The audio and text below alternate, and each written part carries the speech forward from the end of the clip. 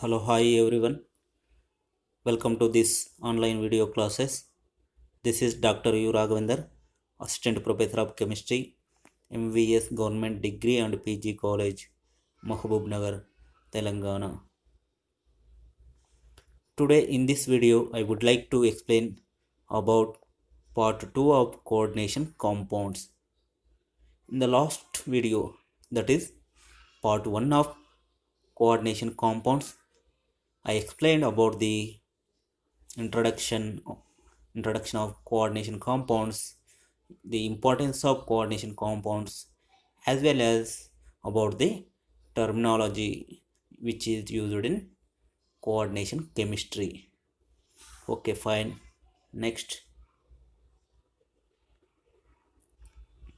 in this video I would like to explain about the nomenclature of coordination compounds.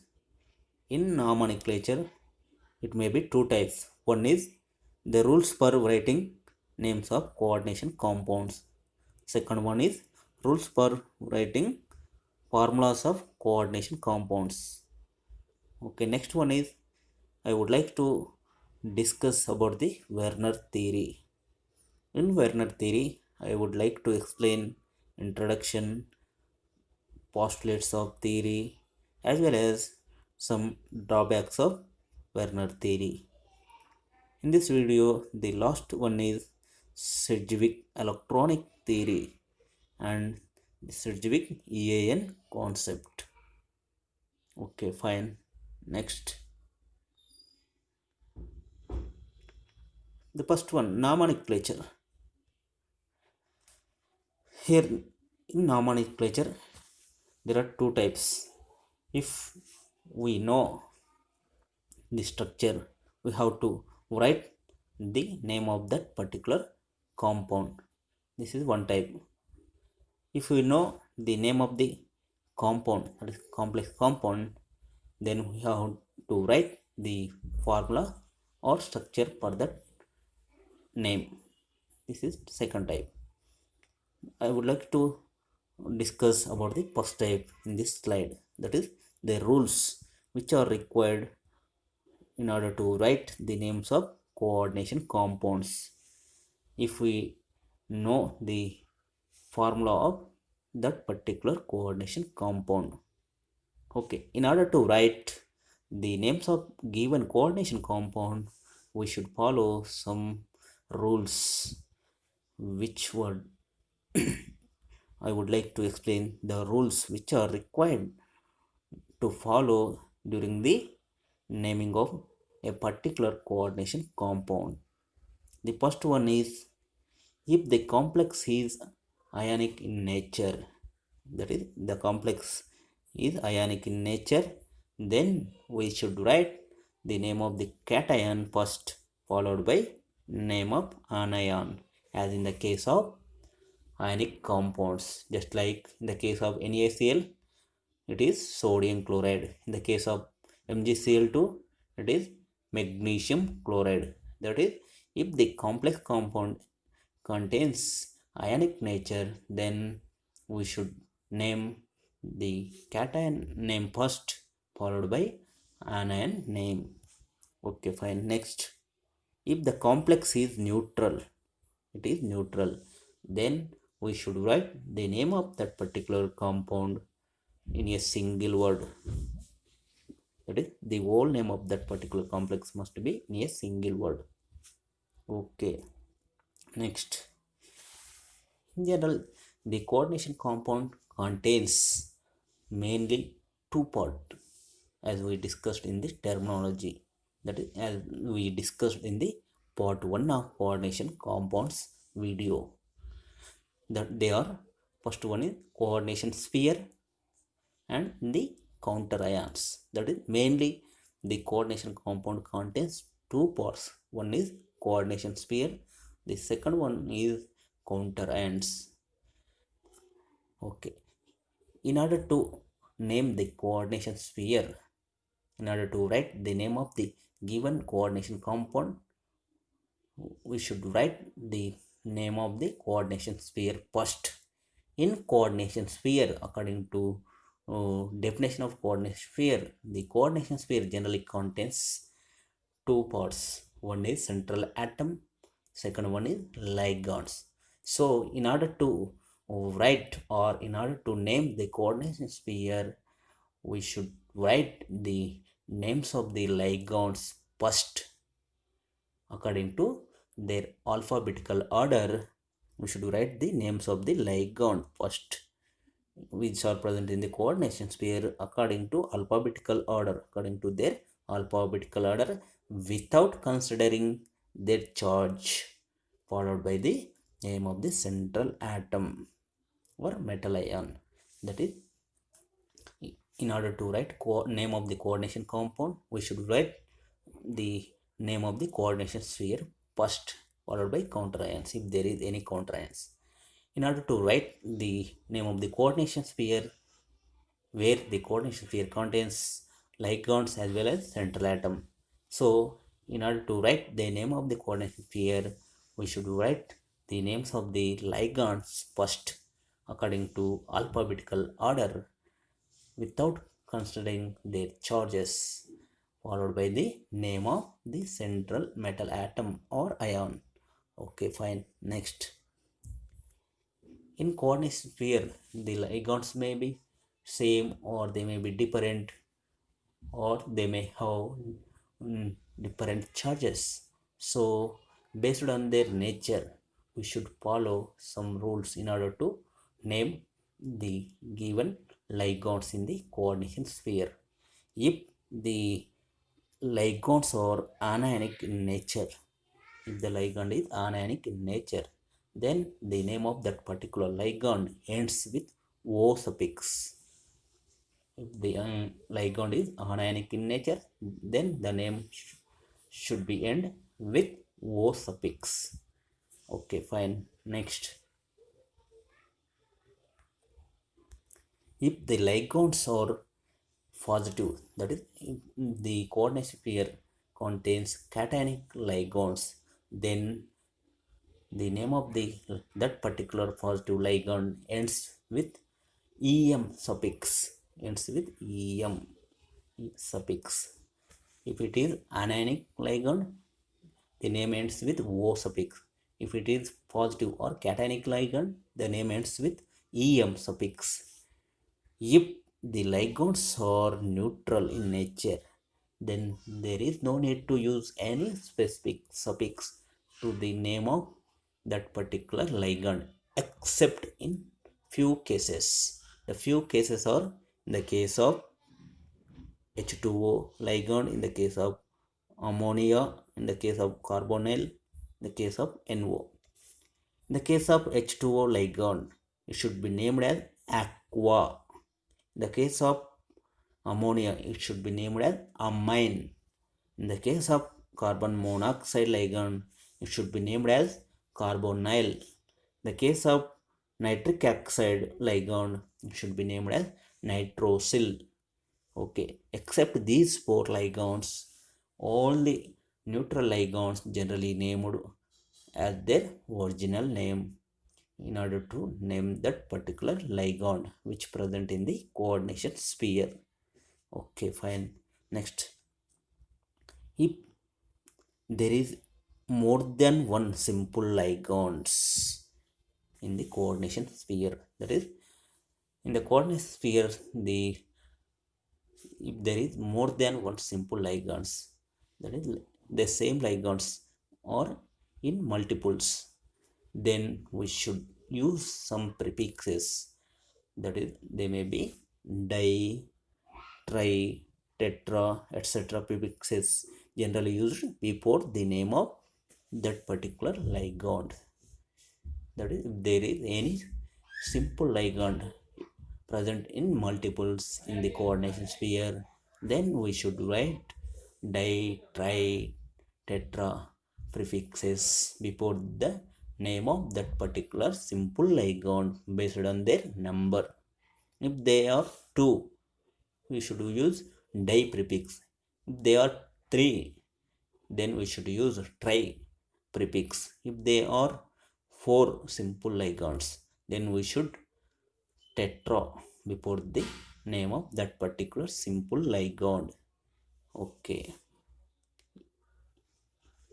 if the coordination sphere contains polydentate ligands, or if the coordination sphere contains complex ligand, generally complex ligands complex ligands, or the generally polydentate ligands act as complex ligands. Complex, in the case of complex ligand means the ligands which have already some numerical prefixes in their name, those considered as complex ligands.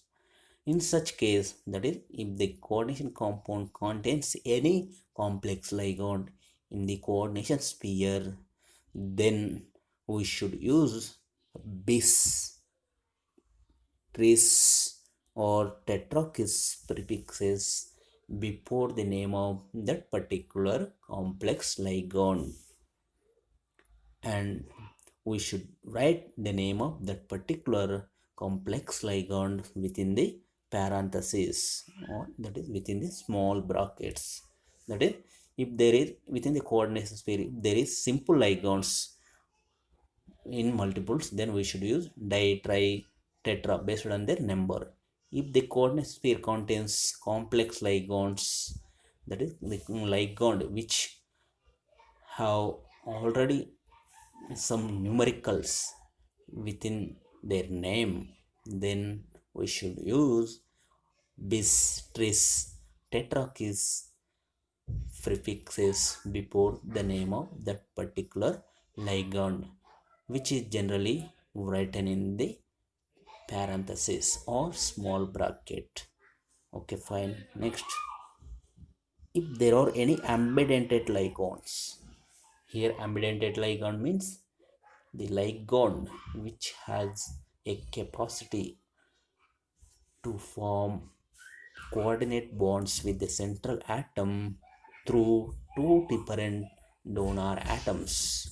That is, any ligand which has a capacity to form coordinate bonds with the central atom through two different donor atoms, then that particular ligand known as ambidentate ligand. For example, NO2 minus nitrite as well as SCN, that is thiocyanate. These two ligands are the best example for ambidentate ligands. In the nitrite, it may bond through nitrogen donor atom or maybe through oxygen donor atom. In the case of thiocyanate, that is SCN, it may bond central atom through sulfur donor atom or maybe through nitrogen donor atom. Okay, it is about ambidentate ligand. If the coordination sphere contains ambidentate ligand, then we should write the symbol of the donor atom which is directly attached to the central atom after the name of that particular ambidentate ligand. Okay, that is, if there is any ambidentate ligand in the coordination sphere, we should write the symbols of the donor atoms which are directly attached to the central atom after their names. That is, it is essential to write the symbol of the donor atom, because ambidentate ligand can bond the central atom through two different atoms, through different donor atoms. So it is essential to write the donor atom symbol after the name of that particular ligand in order to understand the uh, bond connectivity in between the donor atom and the central atom. Okay, next, in the case of bridge ligands, generally the bridge ligands present in the multi-centered complexes or multi-centered coordination compounds. In mononuclear complexes, there is no bridge ligands. Bridge ligands means it is a ligand which acts as a bridge in between the two nuclear atoms or two central atoms. or two metal atoms, that is a ligand which acts as a bridge in between these two metal atoms or ions, or the ligand which connects two central atoms or metal ions at the same time, generally known as bridge ligand. It is generally observed in the multi-centered complexes. We don't observe the bridge ligands in the case of mononuclear complexes. So in the case of multi-centered complexes, which have generally a few or more bridge ligands. So in order to name that particular bridge ligand, we have to use a symbol, that is a Greek symbol mu, before the name of that particular bridge ligand. The case of ambidentate ligand, we should write the donor atom. In the case of complex ligands, we should use bis, tris, tetrakis prefixes. In the case of simple ligands which present in multiples, we should write di, tri, tetra based on their number. In the case of bridge ligand, we should use mu symbol, Greek symbol, in our before the name of that particular ligand. Okay, fine. Next point. This is about the on the previous slide. Generally, two slides are about the naming of ligands present in the coordination sphere. After completion of the nomenclature of all the ligands present in the coordination sphere according to their alphabetical order without considering their charge, then we have to write the name of central metal atom or ion. After completion of nomenclature of all the ligands, we should write the name of the central atom or ion. Here, in order to write the central atom name, there are two conditions. If the coordination sphere is neutral or cationic in nature, that is, if the coordination sphere is neutral or if it is cationic in nature, then we should write the metal as the same. That is, in such case, we should write the name of the metal as same as the name of that particular element, metal element, without changing or without modifying its name. That is, there is no need to change its name if the coordination sphere is neutral or cationic in nature. So we should write as it is the name of the that particular metal element without changing any or without adding any suffixes or prefixes. But if the coordination sphere is an anion, that is, if the coordination sphere is anionic in nature, then we should add a suffix 8 to the name of that particular central metal atom or ion. The coordination sphere is an anion, then we should add 8 suffix to the name of that particular metal or metal ion. Okay, fine. Next, after naming the central metal atom or ion, we should write the oxidation number of that particular metal atom or metal ion after the name of that particular metal within the parenthesis in Roman numericals. That is, it is essential to mention the oxidation number, the oxidation number or oxidation state of that particular central atom or central metal ion after name of that particular metal ion or metal within the parenthesis. It is generally in Roman numerals.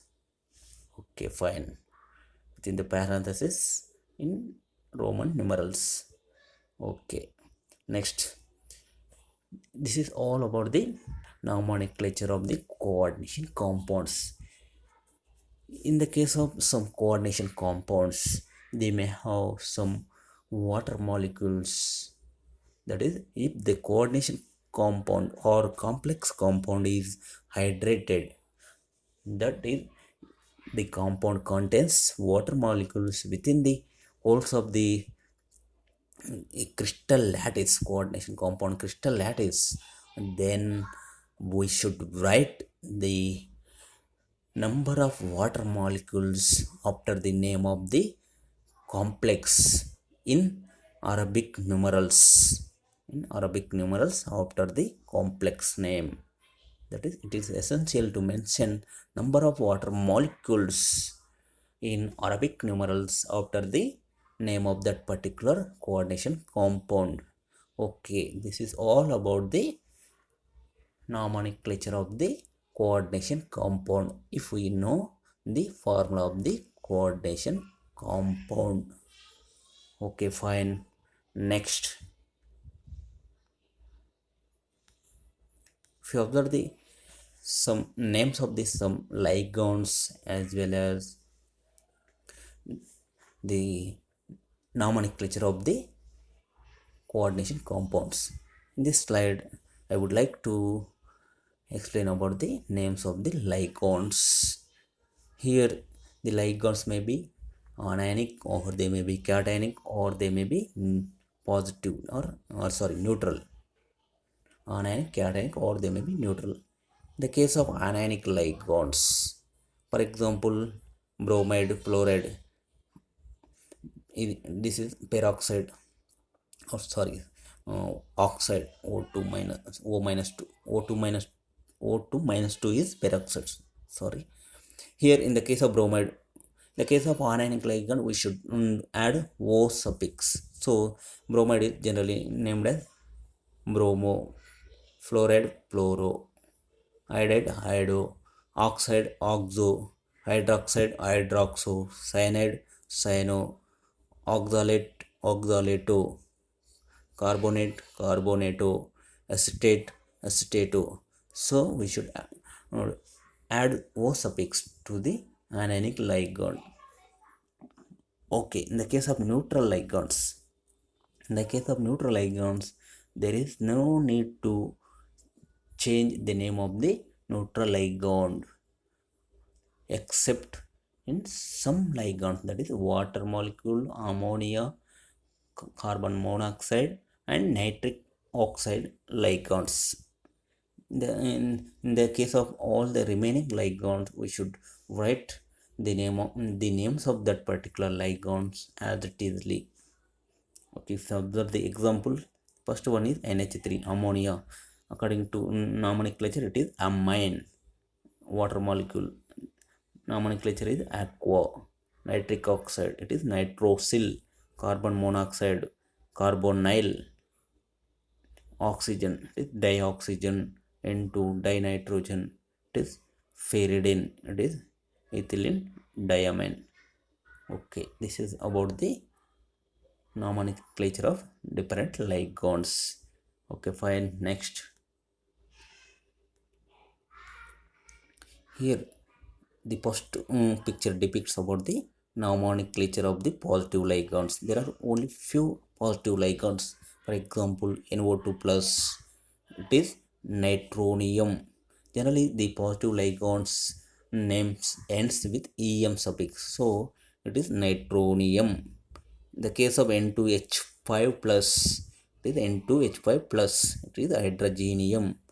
The case of NO plus, it is nitrosonium. Okay, fine. This is all about the different nomenclature of different ligands. Okay, in the case of metals, that is, if the coordination sphere is anionic in nature, then we should add 8 suffix to the name of the central metal atom or an ion, central metal ion. If you observe the changes in the name of the metal, if the coordination sphere is anionic in nature, the case of aluminum complex, then it is modified as aluminate, 8 suffix is added. The case of antimony, antimonate. The case of chromium, it is chromate. The case of cobalt, it is cobaltate. In the case of copper, it is cuprate, not copperate, it is cuprate. In the case of gold, gold is generally aurum, so aurate. In the case of iron, it is ferrous, so it is ferrate. In the case of lead, lead is nothing but plumbum, so it is plumbate. In the case of manganese, it is manganate. In case of nickel, it is nickelate. In the case of platinum, it is platinate. In case of silver, silver is argentinum, so argentate. It is argentate. In the case of tin, tin is stannous, so it is stannate. In the case of zinc, it is zincate. Okay, it is some modification when the regarding metals, when the coordination sphere is anionic in nature. This picture, the third picture, depicts about the nomenclature of some coordination compounds. The first complex nomenclature is it contains 6 amine, 3 chloride as counterions.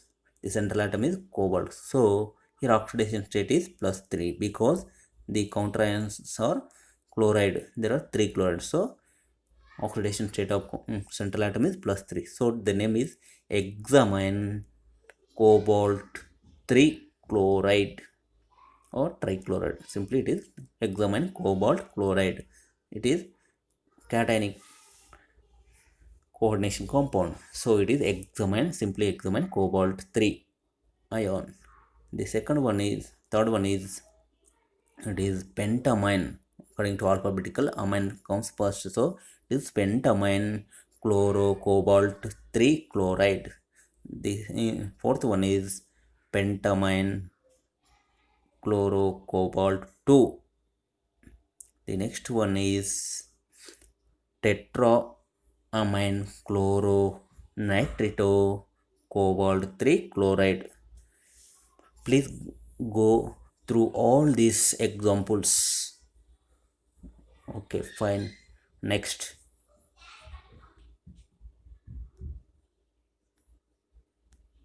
here the picture depicts about the nomenclature of some multi-centered complexes which contains bridged ligands. The first one, in the case of first compound, the name is mu hydroxo.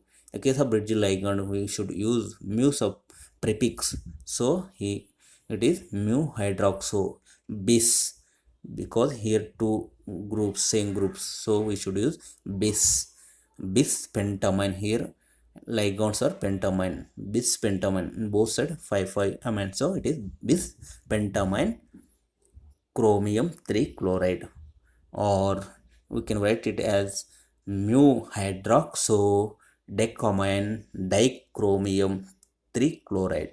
Can also write like that.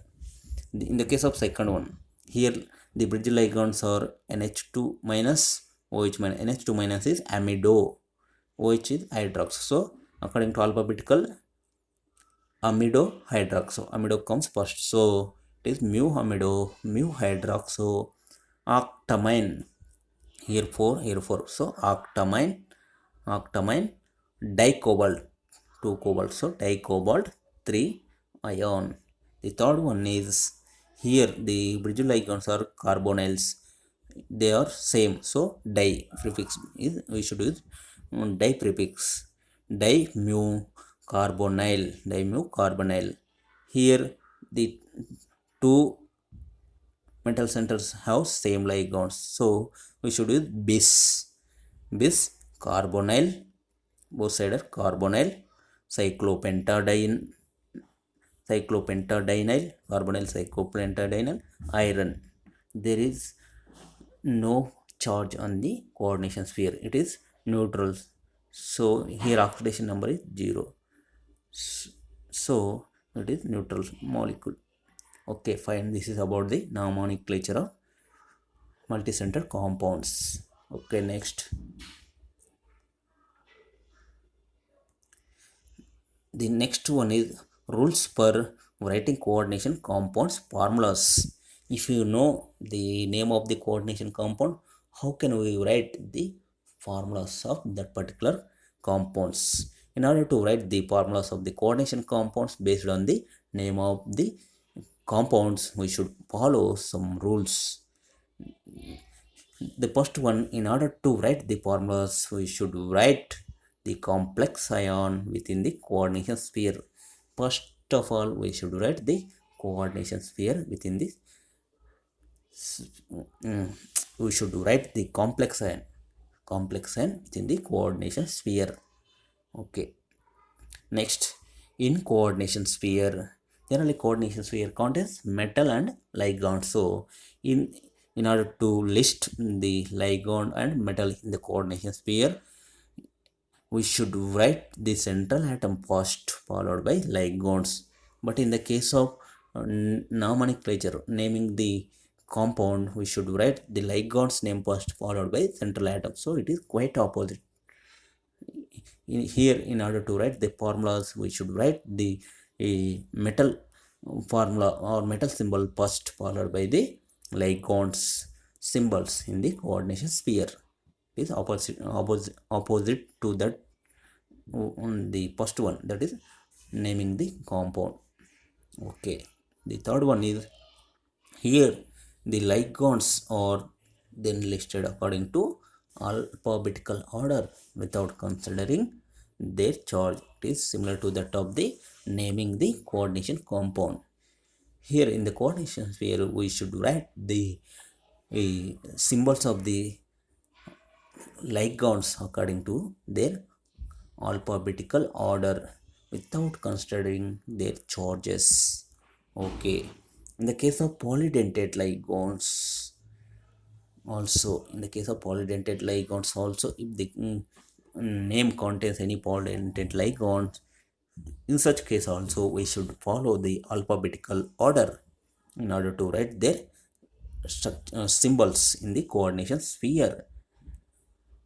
If the ligand is in abbreviated form, there is any abbreviated form, then we should take the first letter of the abbreviation in order to determine the position of the that particular ligand in alphabetical order.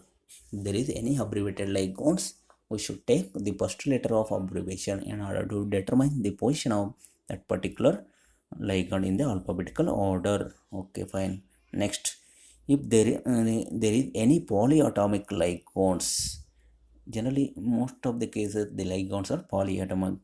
So in such case, in order to list the polyatomic ligands in the coordination sphere, we should write their symbols within the parentheses. In the case of abbreviated ligands also, we should write the abbreviations within the parentheses. Okay, polyatomic as well as abbreviated ligands, we should write their symbols within the parentheses. Okay, fine. Next, there should be no space between the ligand and central atom within the coordination sphere. In order to list the metal atom and ligands in the coordination sphere, we should write their symbols without any gap. That is, there is no space in between the central atom as well as ligands symbols within the coordination sphere. Okay, fine. If the coordination sphere is ionic, there is no counter ions. That is, if the coordination sphere is ionic and there is no counter ions, then we should write the amount of charge present on the coordination sphere generally as a right superscript along with the number, which is generally denoted before the sign of the charge. That is, if the coordination sphere is ionic in nature, then we should write the amount of charge as a right superscript along with the number before the sign of the charge. Okay. If there are any counter ions, then we should write the counterions before or after the coordination sphere according to the charge of the coordination sphere. If the coordination sphere charge is positive and the compound contains counterions, then we should write the counterions, that is negative ions, after the coordination sphere. If the coordination sphere is negative, if there is any positive counterions, we should write them before the coordination sphere. Okay, fine. Next, Werner theory. Generally, in order to explain the bonding features of the coordination compounds in the early period or early years, many scientists worked on the nomenclature, preparation and characterization of the coordination compounds. Among them, the first one are Bloomstrand and Johnsenberg. They worked on the preparation and characterization of the coordination compounds and proposed a theory which is nothing but Bloomstrand Johannesburg chain theory, but it is failed theory. It is not explain all the features or many majority features of the coordination compounds. It is not applicable to all the coordination compounds.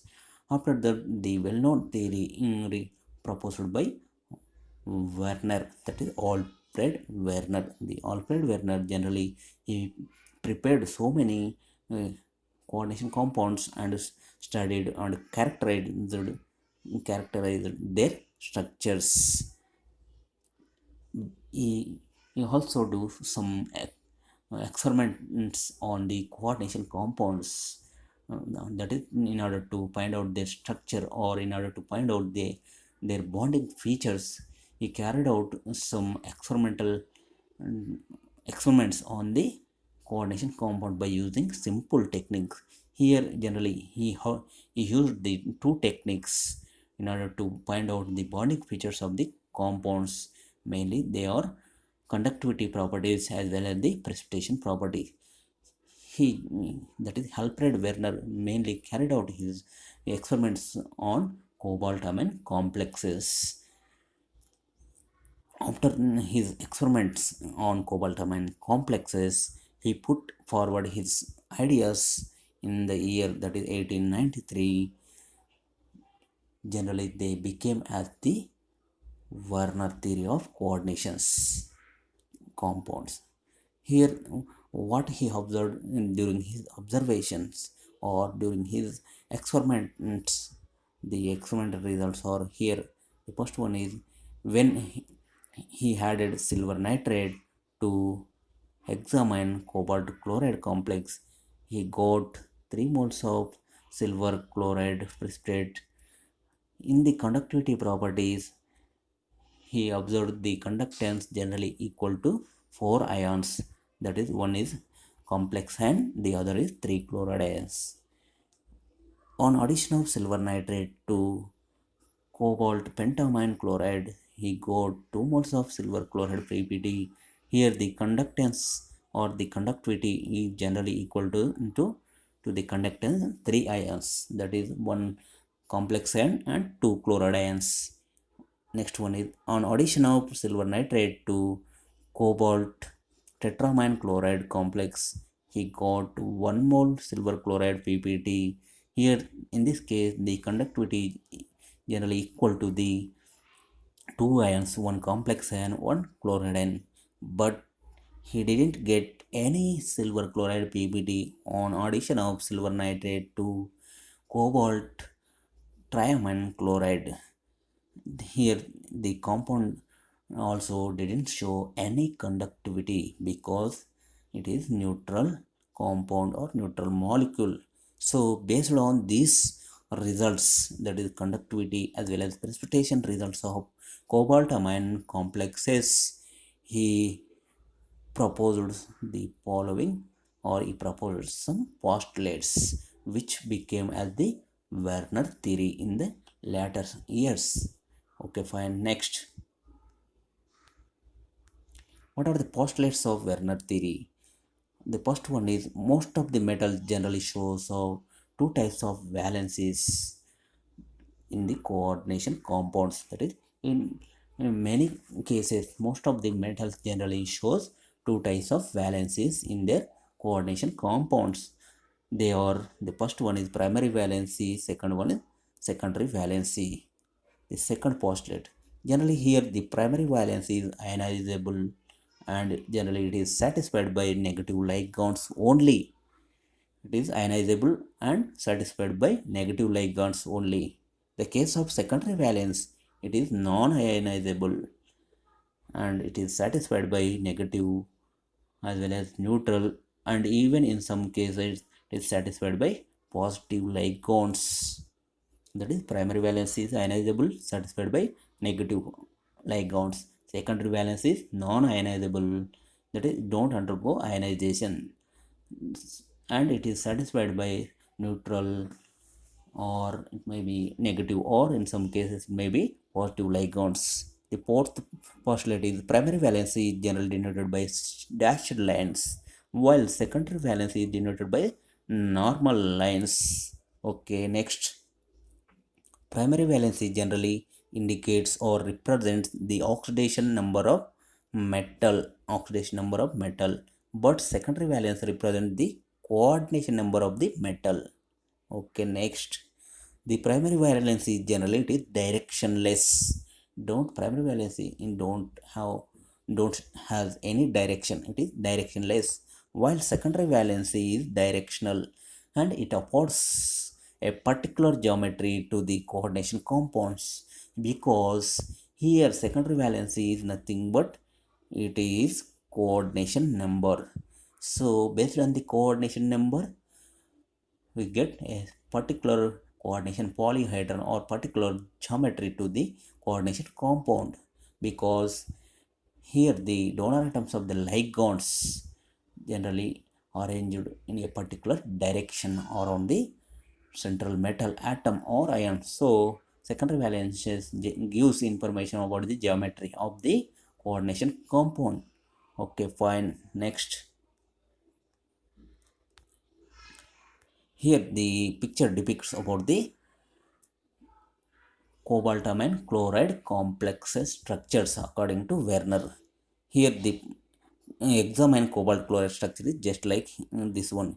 Here the six amine molecules act as ligands. They shows secondary valency, but the three chlorides shows the primary valency, that is oxidation number of the central atom, that is cobalt.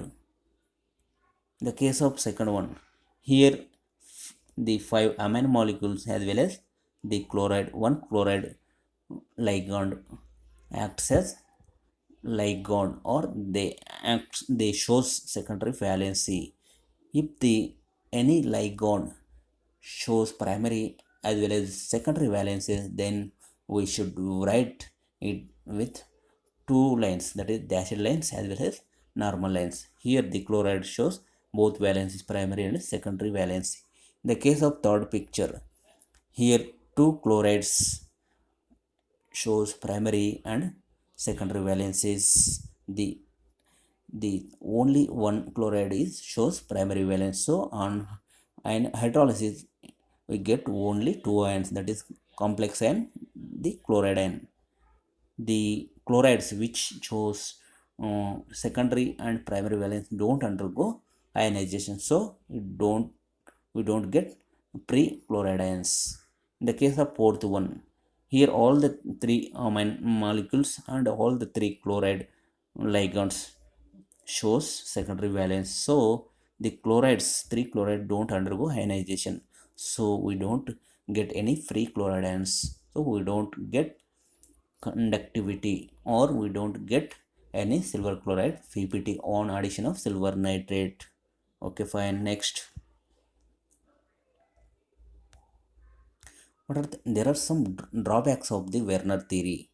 Here the Werner theory generally most of the cases it explains the bonding features of the coordination compounds successfully, But even though explains successfully the bonding features, it has some drawbacks or it has some limitations.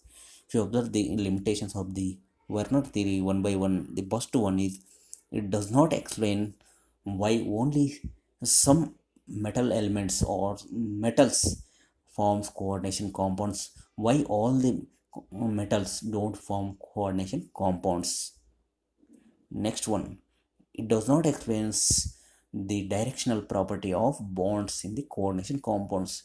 Generally, in the coordination compounds, the ligands are attached to central atom in a particular geometry, then the compound gets a particular polyhedron. So here the bonds are generally direction. They have direction. It doesn't explain, that is Werner doesn't explain about the directional property of the bonds in the coordination compounds. The next drawback is the theory, that is Werner theory doesn't give any account about the color, magnetic as well as the optical properties of the coordination compounds. Generally, most of the coordination compounds have color and they shows magnetic as well as optical properties. But the Werner theory does not give any account about these properties of the complex compounds. These are the some drawbacks or limitations of the Werner theory. Okay, fine. Next, Sidgwick electronic theory. Here, in order to explain or in order to study the bonding features of the coordination compounds, Werner didn't take electronic concept into consideration. It didn't take into consideration about the electronic concept in order to explain the bonding features of the coordination compounds, because at the time, that is in 1890s, there is no theory developed or there is no theory proposed about which gives information about the electronic property of the compounds or atoms. So he didn't take any electronic concept in order to explain the bonding features of the coordination compounds. Generally, the electronic concept is introduced by Louis G. N. Lewis in 1916. G. N. Lewis generally introduced the electronic concept as his theory, that is electronic valence theory in 1916. So, after the introduction of this electronic theory by Lewis in 1923, the Sidgwick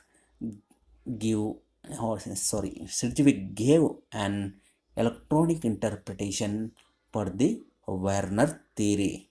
Based on electronic concept or electron concept, the Sidgwick explained the Werner theory. Generally, in according to Werner theory, the metal shows primary as well as secondary valences. According to Sidgwick, the primary valence of the metal is due to the loss of some electrons from the metal to form metal ion. According to Sidgwick, secondary valence is due to the donation of lone pair of electrons from the donor atom, the ligand, toward the vacant orbitals of the central atom or ion. So it is on according to electron transfer or electron concept, that is primary valency and secondary valency is explained based on the electron concept according to Sedgwick. Loss of electrons from the metal ion is due exhibited primary valence. Transfer of electrons from the donor atoms of the ligand shows secondary valence. Okay. Generally, according to Sedgwick, the bond or formation of the complex compound or coordination compound is due to the transfer of lone pair of the electrons from the donor atom of the ligands toward the vacant orbitals of the metal or central metal atom or ion. That's why the complex formation takes place. Okay. Here, generally, the ligands are connected to the central metal or central metal ion through electrostatic interactions, because the central metal atom forms or central metal atom converted into ion by losing some electrons. That is, it gets positive charge, it is in positive charge. Here the ligands have lone pair of electrons, that is generally it is indicates negative charge. So when ligands approaches toward the central atom or central metal ion, there is some electrostatic interaction in between the ligands on the central atom. So due to this electrostatic interaction, they bonded together. So according to Sidgwick concept, generally here the bond in the coordination compound or complex compound is generally it is ionic in nature. It is generally ionic according to Sidgwick. Okay, fine. Next,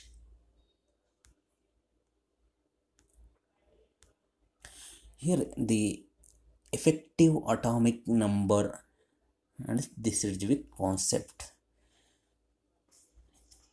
Generally, in general, the metal have a tendency to lose electrons, thereby they show electropositivity nature. That is, electropositivity is general phenomena of the metals by losing electrons. But during the formation of coordination compound or complex compound, they receiving lone pair of electrons from the ligand into their vacant orbitals. It may be d or f orbital, whatever it may be. It is quite opposite to the normal nature of the metals. Okay. Due to this donation of lone pair of electrons from the ligands toward the vacant orbitals of the central atom or ion, then there is accumulation of negative charge on the central metal atom or central metal ion, which is generally opposite to the normal tendency of metals. So it may destabilize the complex compound formed by the interaction of the ligands with the central metal atom or central metal ion. But in many cases, but in the many complexes, it is not the case. That is, even though the central atom receiving one or more than one lone pair of electrons from the donor atoms of the ligands, that is, even though there is accumulation of large extent of negative charge on the central atom, central metal atom or central metal ion, the complexes are stable. So why it is not explained many scientists, but here to explain this abnormal or anomalous stability of the complexes, the Sidgwick proposed EAN concept, effective atomic number concept. That is, here EAN is introduced by Sidgwick to explain the anomalous stability of the metal complexes, because due to the accumulation of negative charge on the metal, which is quite opposite to the normal tendency of the metals, the complex might be destabilized or destable. But even though this accumulation of negative charge, they are stable. In order to explain this anomalous behavior of the metal complexes, Sidgwick proposed EAN concept, effective atomic number. Here, what is effective atomic number? Effective atomic number is nothing but it is the total number of electrons present on the central metal atom or central metal ion of the coordination compound. That is the total number of electrons present at central metal atom or ion within the coordination compound, generally known as effective atomic number of that particular central metal atom or metal ion. Okay, fine. Next, here, how can we calculate the En value of metal ion in a complex compound? It is simply here En effective atomic number is nothing but it is the atomic number of central metal atom plus total number of electrons received from the ligands. Here the total number of electrons received from the ligands generally equal to multiples of coordination number. It is 2 into Cn, that is coordination number, because coordination number is nothing but the number of metal ligand bonds. Each metal ligand bond, that is each coordinated bond, is nothing but 2 electrons. So the total number of electrons equal to 2 into coordination number. Next, that is En is atomic number of the central metal plus total number of electron received from the ligands minus oxidation number of metal.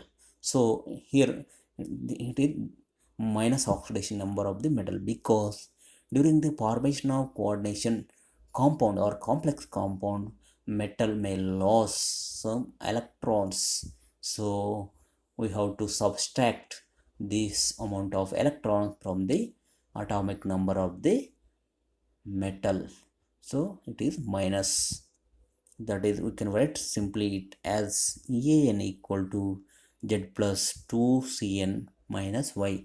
Here Z is atomic number of the central metal plus 2 into coordination number, Cn is coordination number, minus Y. Y is here, Y is oxidation number of the central metal atom.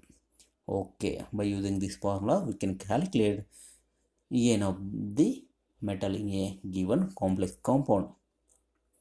If En of the central metal in a given complex compound or coordination compound is equal to the atomic number of the noble gas which present in the same period of that particular central metal atom, then the complex compound or coordination compound is more stable, otherwise it is unstable. That is En of the central metal atom is equal to atomic number of noble gas element which present in the same period of the central atom, then the complex is more stable. If it is not equal to atomic number of noble gas element, then the complex is unstable. Okay, based on the En value we can explain the stability of the complex compound. That is, Sidgwick explained the stability of the complexes, why they are stable even though there is accumulation of negative charge on the metal ions, which is generally opposite to the tendency of the metals based on the En value. It is due to the En value of the complex is generally equal to the stable noble gas atomic number, so they are stable. So based on this concept he explained the stability of complex compounds. If En is not equal to noble gas atomic number, they are unstable one. Okay, but in the case of many complex compounds, many complexes follows En values, that is many complexes complex compounds En value is generally equal to the noble gas atomic number which present in the same period of that particular metal ion or metal element. But in some cases, even though the En value of metal does not equal to the noble gas atomic number of that particular period, the complexes also exhibit stability. This is opposite to the Sidgwick concept. Though the En is does not equal to noble gas atomic number, those compounds also show stability. This is not explained by Sidgwick. Why some complexes are stable even though those complexes En values are not equal to the noble gas atomic number of that particular period. That is, he didn't give any explanation about the anomalous behavior of the metal complexes where En value does not equal to Z of, that is atomic number of the noble gas which present within the same period.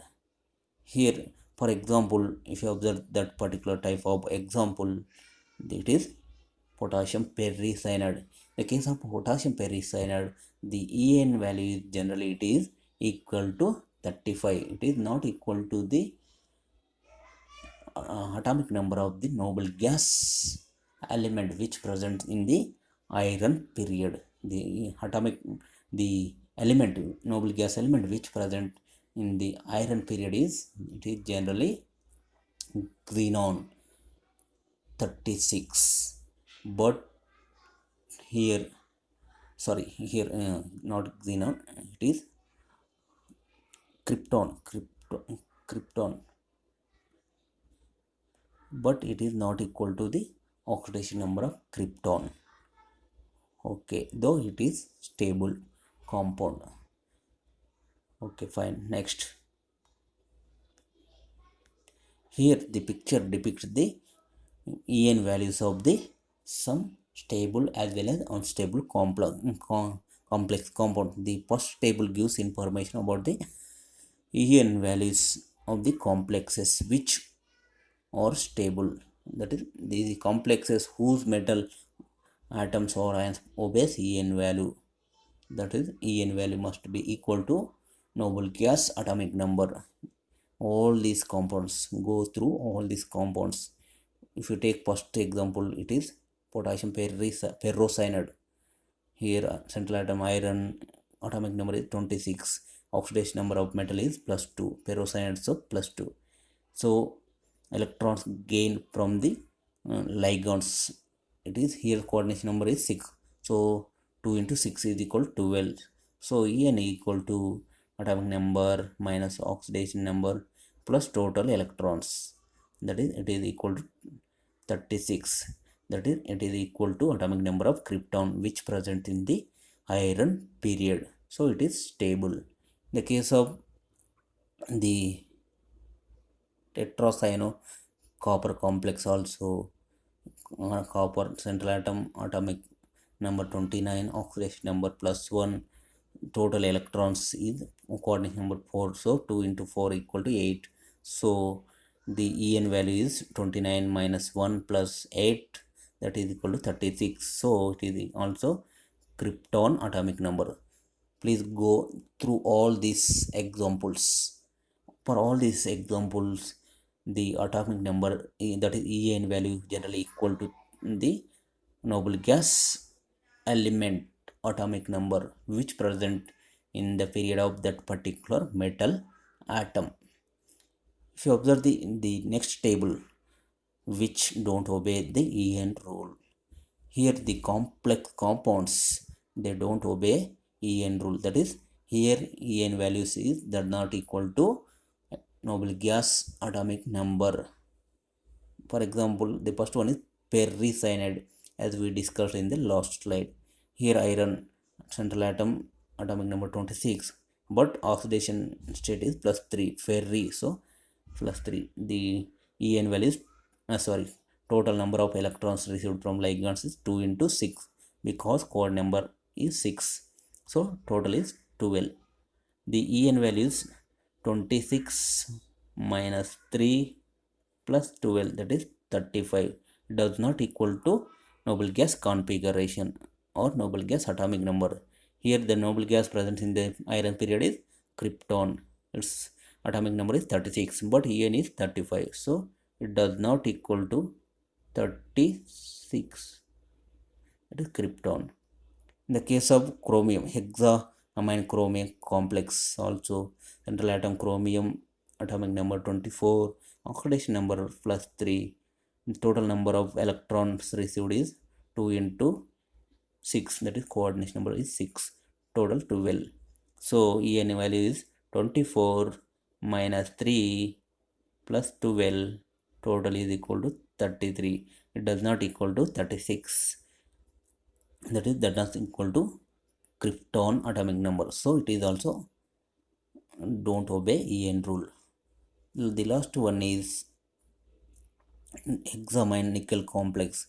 Here central atom nickel atomic number is 28, oxidation state is +2, total electron received from the ligands is 2 into 6, it is total 12. The En value is 28 minus 2 plus 12, total is 38, does not equal to the 36. It exceeds the noble gas atomic number, that is krypton atomic number 36. Here total is 38, so it does not equal to 36, it exceeds the 36, so they don't obey En rule. That is Sidgwick atomic concept. Though the complexes are exist in nature, but the Sidgwick didn't give any explanation why those complexes are stable in nature, even though those En values are does not equal to noble gas atomic number. Okay, fine, next. Thank you very much for your patience and for watching this video. Thank you one and all. Okay, bye.